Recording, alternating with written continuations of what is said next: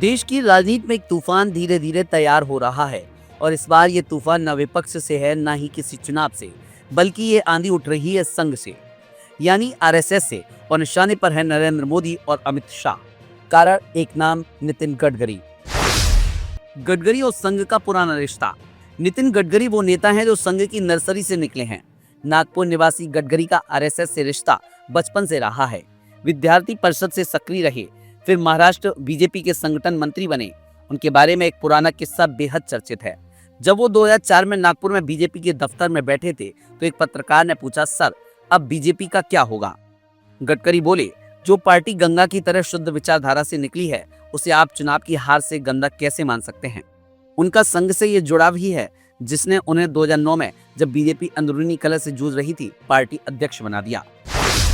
2009 की ताजपोशी और संघ की साफ मंशा। 2009 में जब लालकृष्ण आडवाणी ने अध्यक्ष पद छोड़ने की घोषणा की तब राजनाथ सिंह, वेंकैया नायडू जैसे दिग्गजों के बीच संघ ने नाम आगे बढ़ाया नितिन गडकरी का। कई नेताओं को ये पसंद नहीं आया। दिल्ली के गलियारों में कानाफूसी हुई कि ये तो नागपुर की साजिश है, लेकिन संघ अड़ा रहा। गडकरी के कार्यकाल में संगठन में प्रोफेशनलिज्म आया, आईटी सेल मजबूत हुआ, सोशल मीडिया पर सक्रियता बढ़ी, पार्टी फंडिंग के लिए कॉर्पोरेट संपर्क बढ़ा। कहा जाता है कि गडकरी ने बीजेपी को एक एनजीओ की तरह नहीं, एक कॉर्पोरेट की तरह चलाया। मोदी शाह युग में गडकरी को कैसे किया गया साइडलाइन? 2014 के बाद सब कुछ बदल गया। मोदी प्रधानमंत्री बने, शाह अध्यक्ष, और गडकरी उन्हें सड़क परिवहन मंत्रालय तो मिला, लेकिन धीरे धीरे उनके पंख काटे जाने लगे। 2022 में सबसे चौंकाने वाला कदम था गडकरी को बीजेपी की संसदीय बोर्ड से बाहर कर देना। ये वही संसदीय बोर्ड है जहां से टिकट तय होते हैं और रणनीति बनती है। बीजेपी के वरिष्ठ नेताओं ने इसे मोदी शाह की निजी असुरक्षा बताया, क्योंकि गडकरी का एक अलग कर है। वो ना तो किसी गुट से डरते हैं, ना ही चापलूसी करते हैं। गडकरी के तीखे भाषण, छुपा विरोध या संघ का इशारा। गडकरी के कई भाषणों में एक बात बार बार सामने आती है, जो वादा करें वो निभाएं, झूठ मत बोलिए। नेता को देशभक्त नहीं, कर्मठ होना चाहिए। एक बार उन्होंने कहा था, मैं वो नेता नहीं जो झूठ बोलकर सत्ता में आए। ऐसे भाषणों को लेकर राजनीतिक गलियारों में सवाल उठते हैं, क्या ये मोदी शाह को निशाना बनाकर बोले गए हैं? क्योंकि नितिन गडकरी हर उस मंच पर ये बातें बोलते हैं जहां संघ के कार्यकर्ता होते हैं। आरएसएस का नया आरोप, गडकरी को नजरअंदाज मत करो। अब खबर ये है कि आरएसएस ने बीजेपी को साफ कहा है, गडकरी को नजरअंदाज करना बंद करो।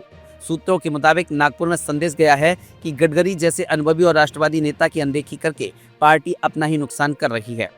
संघ चाहता है कि 18 अप्रैल को होने वाली बीजेपी की राष्ट्रीय कार्यकारिणी की बैठक में गडकरी को केंद्रीय भूमिका दी जाए। बेंगलोर में होने वाली ये मीटिंग अब तक कंफर्म नहीं हुई है और कहा जा रहा है कि आरएसएस के दबाव के चलते इसे टाला भी जा सकता है। संघ की पसंद के नाम, गडकरी, वसुंधरा और नया अध्यक्ष। आरएसएस सिर्फ गडकरी नहीं बल्कि वसुंधरा राजे और एक नया चेहरा जो आरएसएस की नर्सरी से आया हो उस पर फोकस कर रहा है।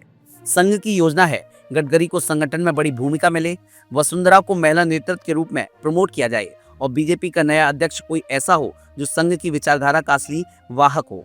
मोदी शाह के विकल्प के तौर पर आरएसएस अब धीरे धीरे गडकरी और उनके जैसे नेताओं को सामने ला रहा है। गडकरी की वो बातें जो शायद आपने न सुनी हो। कुछ दिलचस्प बातें।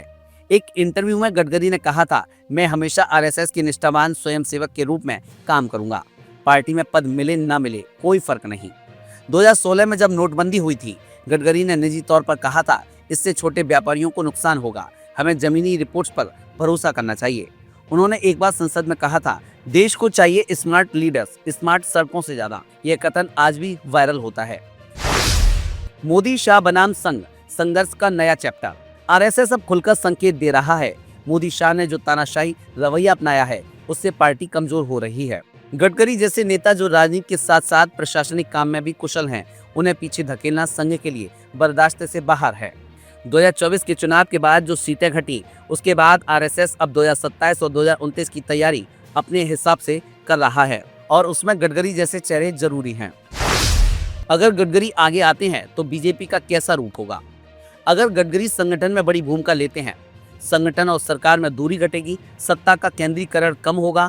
गडकरी की खासियत है सरकार चले सिस्टम से, ना कि चेहरे से। उदाहरण, सड़क मंत्रालय में उन्होंने पारदर्शिता लाने के लिए ऑनलाइन टेंडरिंग सिस्टम शुरू किया। कहा था, मैं मंत्री नहीं इंजीनियर की तरह काम करता हूँ। आरएसएस का इशारा साफ है, अब तय बीजेपी को करना है। अब कहानी साफ है, आरएसएस ने फैसला कर लिया है, अब बीजेपी को करना है। गडकरी, वसुंधरा और एक संघ का नया चेहरा, इन 3 नामों के साथ 2025 की राजनीति बदलने वाली है। मोदी और शाह के लिए यह चेतावनी है। गडकरी को नजरअंदाज करना मतलब संघ की भावनाओं को ठेस पहुंचाना है। तो दोस्तों, आपको क्या लगता है, नितिन गडकरी को अब बीजेपी का चेहरा बनना चाहिए? क्या आरएसएस की इस पहल से पार्टी में नया युग शुरू होगा? गडकरी कौन है और क्यों इतने अहम हैं? अब थोड़ा गडकरी के बारे में बात करें। नितिन गडकरी संघ के प्रिय नेता, विकास पुरुष, साफ सुथरी छवि, सत्ता से थोड़ी दूरी पर लेकिन दिल के बहुत करीब। गडकरी ने अपने दम पर देश की सड़कों को बदल डाला, लेकिन वे कभी मोदी शाह की टीम का हिस्सा नहीं बने। वे नागपुर के आदमी हैं, गुजरात के नहीं। और यही बात उन्हें आज की राजनीति में अलग बनाती है। आरएसएस और बीजेपी अब सीधा टकराव। आज बीजेपी के अंदर एक जबरदस्त टग ऑफ वार चल रही है।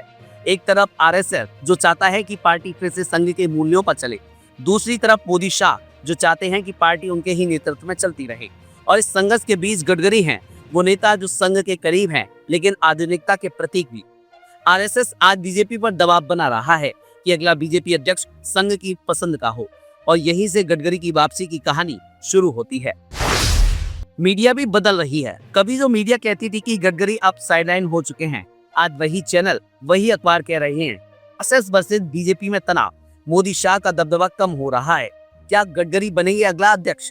यानी माहौल बदल रहा है, हवा बदल रही है, और जब मीडिया लाइन बदलता है तो समझ जाइए कि कुछ बड़ा पक रहा है। मजाक था यह संदेश। अब फिर से लौटते हैं उस लाइन पर। अब दी हुई सौगातें वापस लेने का समय आ गया है। सवाल यह है, ये सौगातें किसके लिए थी? उज्जैन के सांसद के लिए या फिर बीजेपी के उन नेताओं के लिए जिन्हें गडकरी ने पद, सम्मान और समर्थन दिया? गडकरी उन नेताओं से कह रहे हैं, अब सब्र का बांध टूट चुका है, अब मैं भी अपना हक मांगूंगा। क्या गडकरी बनेंगे अगला बीजेपी अध्यक्ष? दोस्तों, अप्रैल 2025 तक बीजेपी अध्यक्ष की नियुक्ति टली हुई है। आरएसएस चाहता है कि जल्द से जल्द अध्यक्ष तय हो, और उसमें गडकरी का नाम चर्चा में है। मोदी शाह इसको बेहाद चुनाव टालना चाहते हैं। क्यों?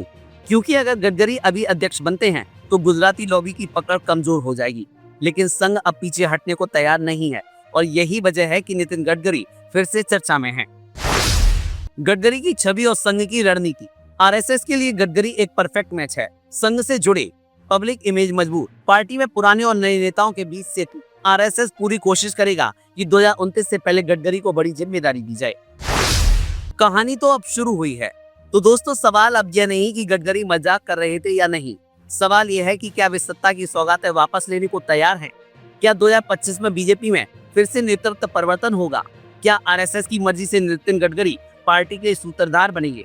और सबसे बड़ा सवाल, क्या मोदी शाह युग अब धीरे धीरे सनसेट की ओर बढ़ रहा है? अब दी हुई सौगातें वापस लेने का समय आ गया है। ये सिर्फ एक वाक्य नहीं था, ये बीजेपी में बदलाव की आहट थी।